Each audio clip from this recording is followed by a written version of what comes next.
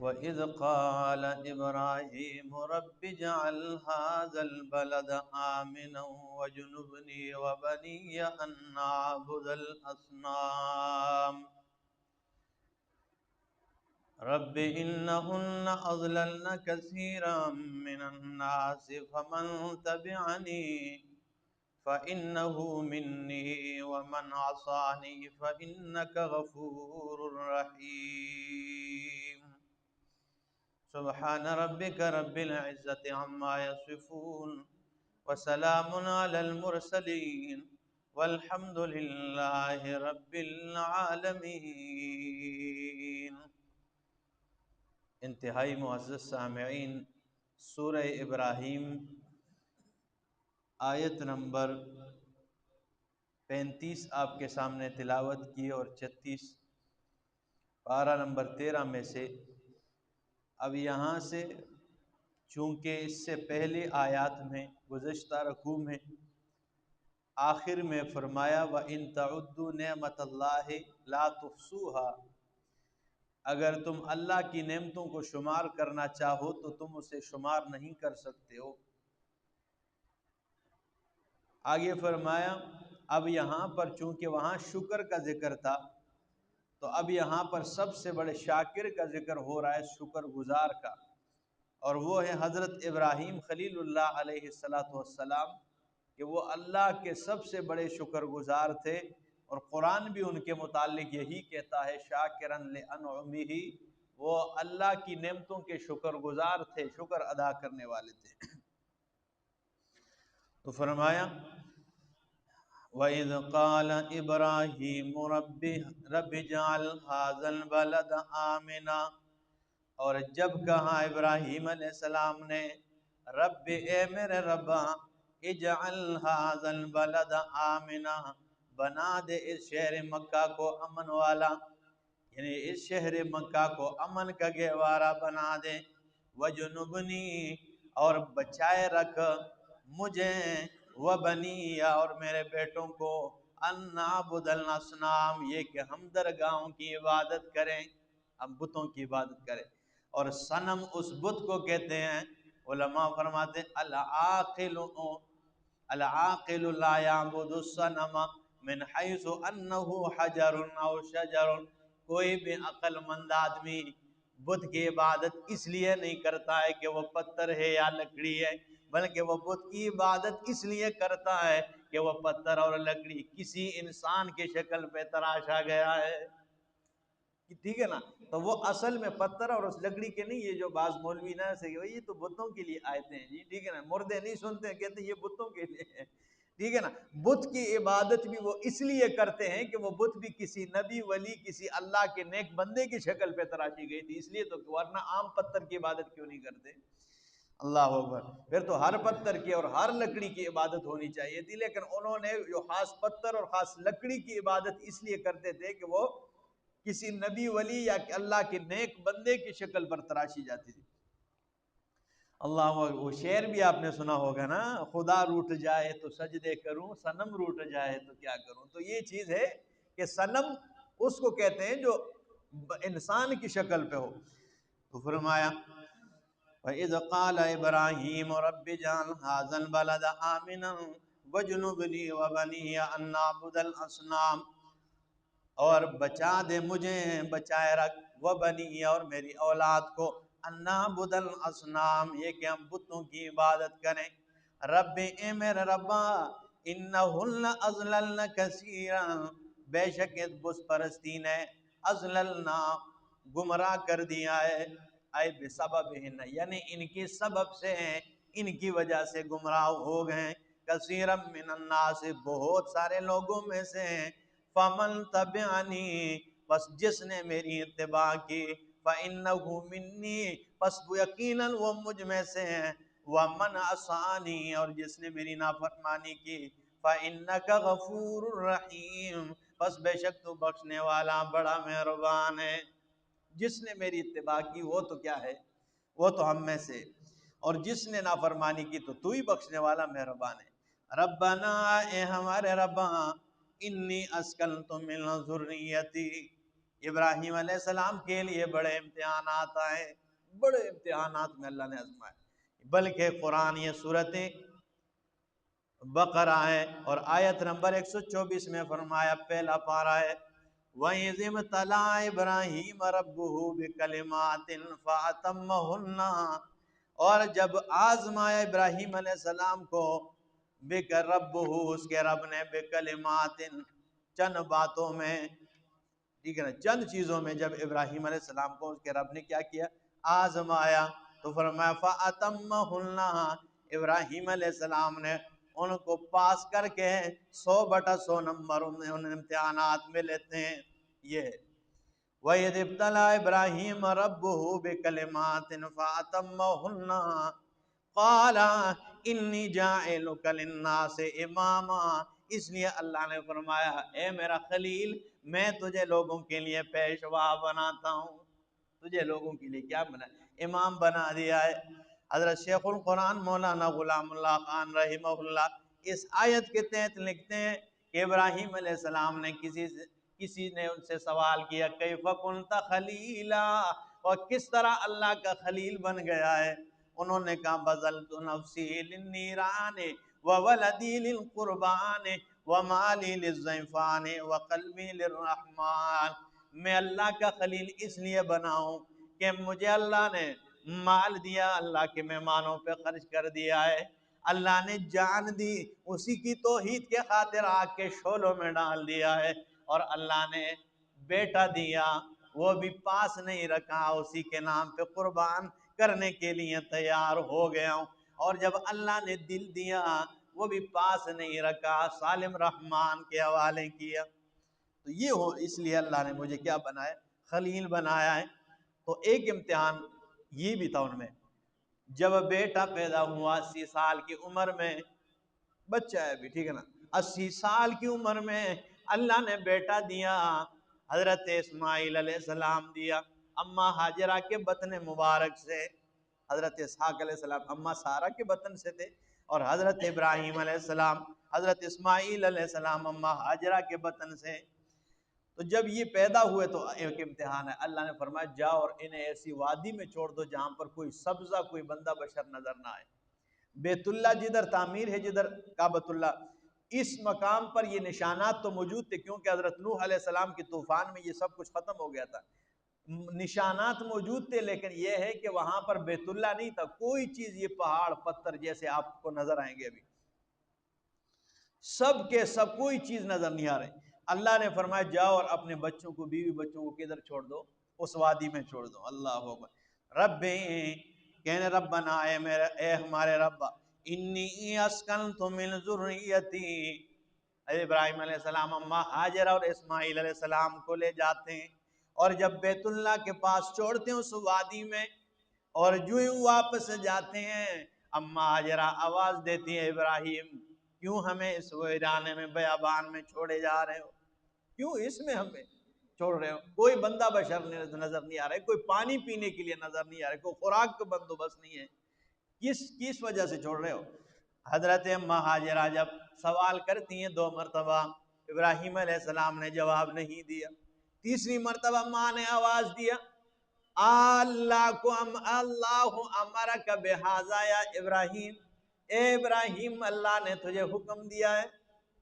آیا اللہ نے اس بات کا حکم دیا؟ تو ابراہیم علیہ السلام نے سر ہلا کر فرمایا ہاں اللہ نے حکم دیا۔ تو اماں ہاجرہ کہ اللہ پر حسن ظن دیکھیے ذرا، اللہ کے پاک پیغمبر نے فرمایا ان حسن الظن من حسن العبادت، بے شک اللہ پہ حسن ظن جو ہے یہ دلوں کے ہم ترین عبادتوں میں سے ہیں۔ کبھی موقع ملا تو جمعہ پڑھاؤں گا اس روایت پہ، یہ بہترین اماں ہاجرہ کی ذرا اللہ پر حسن ظن دیکھیے، کہنے لگی جب اللہ نے تجھے حکم دیا ہے تو اذهب اذن لا یضیعن اللہ، آپ چلے جائیں، اللہ رب العالمین ہمیں ضائع نہیں کرے گا، تو پھر آپ جائیں، کوئی مسئلہ نہیں۔ اب یہاں پہ کوئی، ابھی تو پوری دنیا وہاں اکٹھی ہے، لیکن وہاں پر ادھر کوئی سبزہ تک نظر نہیں آ رہا تھا، اور اماں کہتی ہے جائیں، پھر جب اللہ نے حکم دیا تو اللہ ہمیں ضائع نہیں ہونے دے گا، اور ایسے ہی ہوا۔ ابراہیم علیہ السلام نے ادھر تو کچھ نہیں کہا ان کے سامنے کوئی، لیکن جب پہاڑ یعنی وہ پناہ ہو گئے، نظروں سے غائب ہوئے بیوی بچے، تو پھر پہاڑ کی اوٹ میں بیٹھ کر ایک زاری کی ہے۔ خدا کی قسم ایک زاری ایسی کی ہے کہ نبی علیہ الصلوۃ والسلام 4000 4500 سال بعد نبی ابراہیم علیہ السلام کے بعد دنیا میں تشریف لائے، اور ابراہیم علیہ السلام 4500 سال بعد اللہ رب العزت نے ان کے اس پہاڑ کی اوٹ میں بیٹھ کر اللہ کے سامنے آہوزاری کو اللہ نے قرآن بنا کر نبی علیہ السلام پہ اتارا ہے۔ دیکھیے ذرا کیا کہتے ہیں، ربنا اے ہمارے ربا انی اسکنت من ذریتی، بے شک میں نے ٹھہرایا ہے اپنی اولاد کو، اپنے بچوں کو، بواد غیر ذی زرع، اس وادی میں جو کوئی فصلوں والا کوئی نہیں ہے، جس میں کوئی فصل کوئی سبزہ نظر نہیں آ رہا ہے، عند بیتک المحرم، تیرے عزت والے گھر کے پاس چھوڑ آیا ہوں، تیرے عزت والے گھر کے پاس چھوڑ آیا ہوں۔ اللہ ربنا اے میرے ربا لیقیم الصلاۃ، تاکہ وہ نماز قائم کریں۔ دیکھیں نا ذرا ابراہیم علیہ السلام عقیدہ ایسا ہو، ٹھیک ہے نا، ہاں عقیدہ ابراہیم علیہ السلام والا نہ ہو تو پھر قربانی بھی نہیں کرنی چاہیے، ٹھیک ہے نا، اس کی قربانی ہوتی نہیں جب اب عقیدہ ان والا نہ ہو۔ تو فرمایا اے میرے ربا میں نے اپنی اولاد کو چھوڑ دیا ہے تیرے عزت والے گھر کے پاس، ربنا اے میرے ربا لیقیم الصلاۃ، تاکہ وہ نماز قائم کرے۔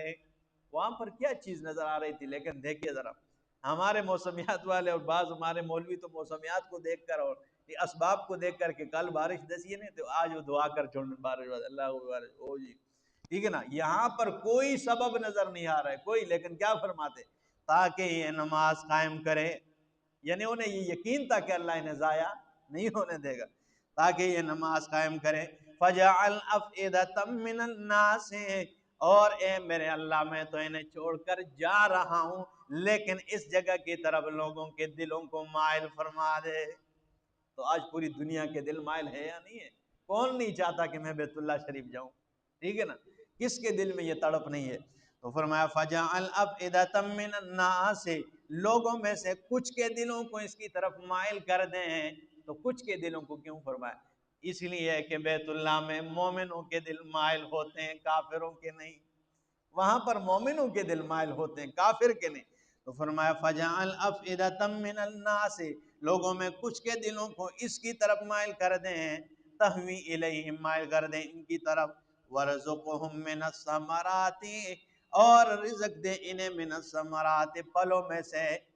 دعا کیا مانگ رہے ہیں دیکھیں نظر، وہاں پر کوئی سبزے کا تنکا نظر نہیں آ رہا ہے، اور ابراہیم علیہ السلام فرماتے ہیں کہ انہیں پھلوں میں سے رزق عطا فرما۔ تو جب یقین اتنا پختہ ہے تو اللہ نے اس دعا کو ایسی قبولیت کی شرف بخشی ہے کہ دنیا میں جدھر بھی کوئی تازہ پھل اور فروٹ ہو، وہ دنیا کی کسی اور کونے میں ملے یا نہ ملے، لیکن بیت اللہ شریف کی گلیوں میں اور اسی طرح مکہ مکرمہ اور مسجد نبوی مدینہ منورہ کی گلیوں میں آپ کو تازہ پھل فروٹ ملے گے، جس پر ایک داغ تک آپ کو نظر نہیں آئے گا۔ حیران ہو جاتا ہے بندہ، ٹھیک ہے نا۔ بلکہ حضرت سید عبد المجید ندیم شاہ صاحب رحمہ اللہ وہ فرمایا کرتے تھے کہ جب پھلوں کی پیٹیاں تیار ہو کر ادھر سے جاتی ہے اور جدہ انٹرچینج پہ، جدہ اس پہ ایئرپورٹ پہ، اسی طرح مدینہ ایئرپورٹ پہ جب وہ پیٹیاں اترتی ہے تو ابراہیم خلیل اللہ علیہ السلام کی دعا کے ثمرات اور اس کی مٹھاس اس میں شامل اللہ کر دیتے ہیں۔ تو یہ چیز ہے کہ وہاں پر اس کی مٹھاس ہی کچھ اور ہوتی ہے۔ تو فرمایا وَرَزُقْهُم مِّنَ الثَّمَرَاتِ، اور رزق دے انہیں من الثمرات، پھلوں میں سے۔ اللہ اکبر، اور لعلہم یشکرون، تاکہ یہ شکر گزار بن جائے۔ سورۃ صافات ذرا دیکھیے جی، سورۃ صافات میں اللہ رب العالمین فرماتے ہیں فَلَمَّا بَلَغَ مَعَهُ السَّعْيَ رَبِّ هَبْ لِي مِنَ الصَّالِحِينَ، حضرت ابراہیم علیہ السلام فرماتے ہیں اے میرے ربا دے دے مجھے من الصالحین، نیکوکار اولاد میں سے، نیک اولاد عطا فرما۔ جب اللہ نے دیا فَبَشَّرْنَاهُ بِغُلَامٍ حَلِيمٍ، ہم نے خوشخبری سنا دی اسے بغلام حلیم، ایک بردبار صبرناک بچے کی۔ فَلَمَّا بَلَغَ مَعَهُ السَّعْيَ، جب دوڑنے کے قابل ہو گیا، قال کہنے لگے یا بنیا، اے میرے بیٹے، انی ارا فی المنام انی اذبحک، میں دیکھتا ہوں خواب میں کہ میں تجھے ذبح کر رہا ہوں، فنظر ماذا تری، پس دیکھ تو کیا تیری رائے ہے، تو کیا کہہ رہا ہے، تیری رائے کیا ہے۔ یہ رائے بیٹے کی اس لیے نہیں پوچھیے کہ اگر یہ کہے گا نا باجی میں کی ذبح نہ کرے تو میں نہ کر سمجھ، کرنا تو تھا ہی، اللہ نے جو حکم جو دیا تھا، لیکن دنیا کو بتانا تھا کہ یہ ابراہیم خلیل اللہ اور اما ہاجرہ کی گود میں پلا ہوا بچہ ہے، اس کے ذرا جذبہ بھی دیکھ لیں۔ اسماعیل علیہ السلام نے کہ قال یا ابت فعل ما تؤمر، اے میرے ابا کر گزریے جو آپ کو حکم ملا ہے، ستجدنی انشاءاللہ من الصابرین، رہ گیا میرا معاملہ تو ستجدنی انشاءاللہ من الصابرین، انشاءاللہ آپ مجھے صبر کرنے والوں میں سے پائیں گے، ٹھیک ہے نا۔ تو یہ چیز ہے کہ ابراہیم خلیل اللہ علیہ السلام کو کوئی ایک امتحان تو نہیں تھا نا، یہ جب بچہ ہے جب پیدا ہوا تو فرمایا بواد غیر ذی زرع عند بیتک المحرم، ایسی وادی میں چھوڑ آیا ہوں میرے اللہ، اور جب یہ دوڑنے کے اور دست و بازو بننے کے قابل ہوا تو اللہ نے فرمایا اسے ذبح کر دے، یہ کوئی چھوٹا امتحان ہے، اور چھوٹے امتحانات ہیں۔ اللہ اکبر، تو فرمایا اے میرے ربا ورزقهم من الثمرات، اور رزق دے انہیں من الثمرات، تفصیلی بحث انشاءاللہ عید والے دن کروں گا، لعلہم یشکرون، تاکہ یہ شکر گزار بن جائے۔ ربنا، اے میرے ربا، انک تعلم ما نخفی وما نعلن، بے شک تو جانتا ہے جو ہم چھپا رہے ہو جو ہم ظاہر کرتے ہیں، وما یخفی علی اللہ من شیء، اور اللہ رب العالمین پر کوئی چیز مخفی نہیں ہے، فی الارض ولا فی السماء، نہ زمین میں نہ آسمان میں۔ الحمدللہ الذی، تمام صفات کارسازی اس ذات کے لیے ہیں، وَهَبَ لِي عَلَى الْكِبَرِ اسماعیل و اسحاق، جس نے مجھے بڑھاپے میں حضرت اسماعیل اور حضرت اسحاق علیہ السلام دیے۔ تمام تعریف اس ذات کے لیے جس نے بڑھاپے میں مجھے کیا دیے ہے، اسماعیل اما ہاجرہ سے ہیں، و اسحاق اما سارہ سے، جس نے بڑھاپے میں مجھے حضرت اسماعیل اور حضرت اسحاق دی ہے۔ ان ربی لسمیع الدعاء، بے شک میرا رب لسمیع الدعاء، وہ پکاروں کو سننے والا ہے۔ حضرت ابراہیم خلیل اللہ علیہ السلام کا عقیدہ تو یہ تھا کہ پکارے سننے والا اللہ ہے، لیکن آج کل کے لوگوں کا عقیدہ یہ ہے کہ نہیں جی مردے سنتے ہیں پکاروں کو، ٹھیک ہے نا، نہیں سنتے ہیں بھائی جی، چاہے نبی ہو یا ولی ہو یا قرآن اس پر شاہد ہے۔ ان ربی لسمیع الدعاء، بے شک میرا رب لسمیع الدعاء، وہ پکاروں کو سننے والا ہے۔ رب اجعلنی مقیم الصلاۃ، اے میرے ربا اجعلنی، بنا دے مجھے مقیم الصلاۃ، نماز قائم کرنے والا، ومن ذریتی، اور میری اولاد میں سے،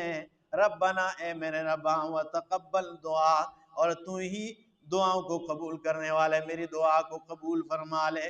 ربنا، اے میرے ربا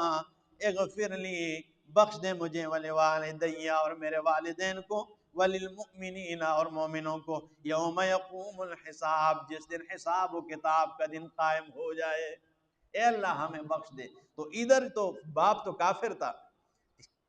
ٹھیک ہے نا، تو اس کے لیے کیسے دعا مانگی، جمعے میں نے تفصیل کی بھی تھی، یہ سورۃ توبہ ہے، یہ تب دعا مانگتے ہیں اے میرے رب میرے والدین کو بھی بخش دے، کہ ابراہیم علیہ السلام کو علم نہیں تھا کہ اس کا باپ اللہ کا دشمن ہے اور اس کا خاتمہ ہی کفر پر ہو جانا ہے، یہ علم جب نہیں تھا تو یہ دعا مانگ رہے تھے، جب یہ علم ہو گیا تو اللہ فرماتے سورہ توبہ میں آیت 114 ہے، وَمَا كَانَ اسْتِغْفَارُ إِبْرَاهِيمَ لِأَبِيهِ، اور نہیں ہے استغفار ابراہیم علیہ السلام کا اپنے باپ کے لیے، إِلَّا أَن مَّوْعِدَةٍ وَعَدَهَا إِيَّاهُ، مگر وہ ایک وعدہ کو پورا کیا جو ان کے ساتھ کیا تھا، فَلَمَّا تَبَيَّنَ لَهُ